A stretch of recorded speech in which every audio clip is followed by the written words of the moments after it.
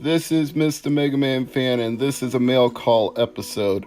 Thank you to my 850 plus subscribers right here at MMF187.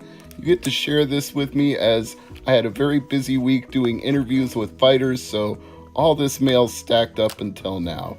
We start with a book from Sean Struble called The Little Depressed Boy. Now, Sean is a friend of Ian from the CU podcast, and he and Vonnie both posted that their friend needed some help.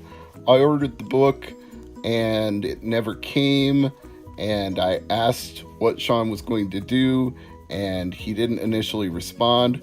So unfortunately, this went to a PayPal dispute, and then finally he got the notice and responded and said, "Hey man, I'm really sorry. I didn't get the email. I got behind on everything. Have the book free on me. Here's a refund."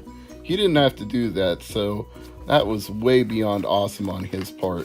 So I'm going to enjoy reading that and probably order another one to make up for the fact he gave me that one free.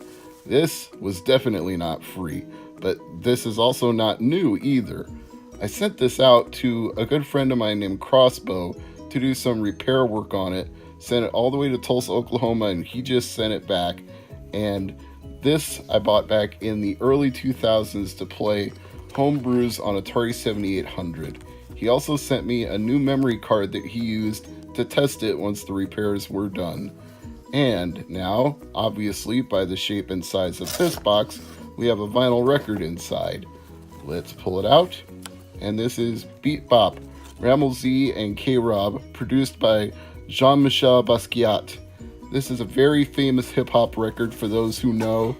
Originally, only about 500 of these were pressed. They quickly became collector's items because the artwork is done by Basquiat, and he was a very famous graffiti artist who went uptown. He went to galleries and studios. He became very famous, so that record became a collectible and went into the hundreds of dollars range. They reprinted it recently through Get On Down Records, who also apparently stuck in this empty Bizarre Ride to the Far Side jacket. There's no record in here. They just must have used this for padding so that my limited edition reprint of Beat Bop would not get bounced around in the mail. And I'm not complaining. That's one of my favorite albums, so it's a nice little bonus. Even if there's no record inside it, I can put something in that and still be happy that I have that sleeve to hold a record, even if it's not the record that it goes with. Now this is from a Mr. Larson who lives not too far from me and found a very good haul of Nintendo 64 games and was willing to part some of them out to me. The three that you're going to see here were all ones that I didn't have that I needed. I'm getting very close to 300 now. I believe the official number is 296. Gonna get as close to that as I possibly can. So I got Road Rash 64, I got Doom 64, torn label, but he gave me a good price on that because it's not a perfect copy. And I don't mind that because it shows it was actually played and used.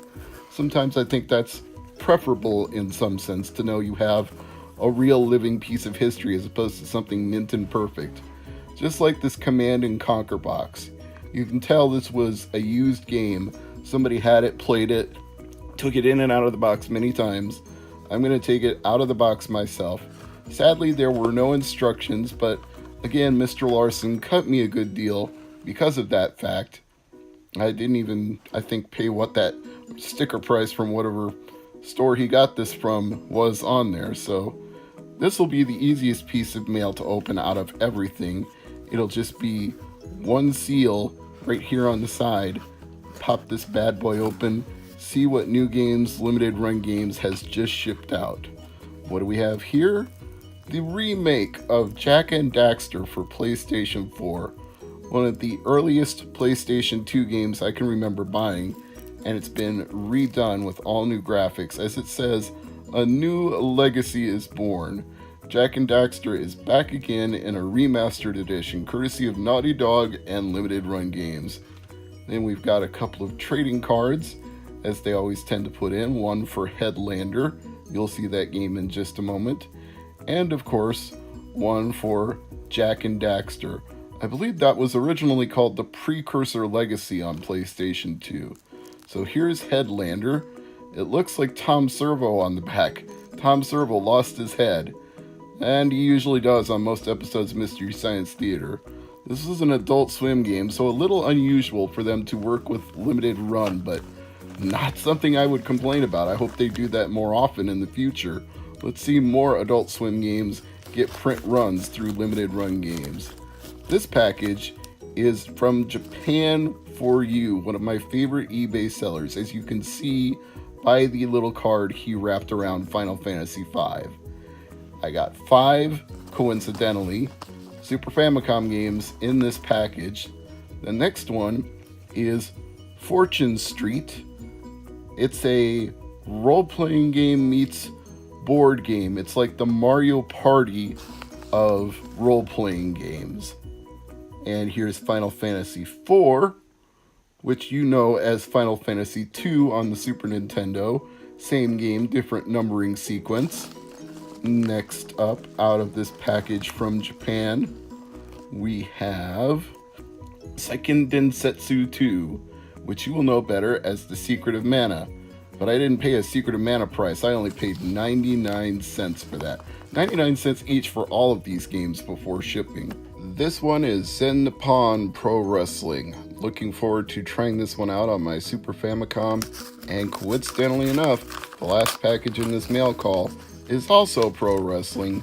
Good advice from professional wrestling, as written by DX Ferris and Darren Paltrowitz. It was a pleasure to have Darren on my Thursday night podcast for an interview, and as a courtesy for interviewing him, he sent me a free copy of his book, which has all of the life lessons you can learn to get over in the real world outside of pro wrestling. I'm Mr. MegaManFan, and I'll see you next time.